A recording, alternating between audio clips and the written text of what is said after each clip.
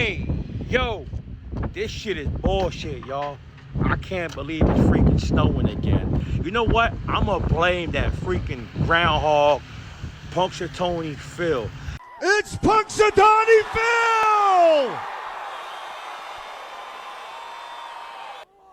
It is my job this February 2 to look to the skies and report back to you that there is a shadow here on my ground.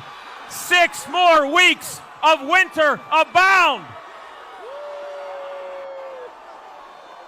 His old ass predicted this bullshit. And who the hell said he was right? I don't care about them people, right? This fucking groundhog's been alive for 140 years. How the fuck is he still sane? For real. Every year I get older, I forget my birthday and I forget my damn age. I forget people's names. But this groundhog fucking telling me it's gonna be 6 more weeks of freaking snow. God damn, it's his fault. Seriously. And that damn magic freaking drink he drinks that keeps him freaking alive, I need some of that. For real.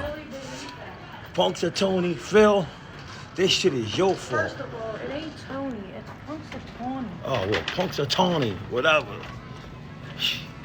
It's his fault. I think. She don't even know. I'm out of here, y'all. Peace.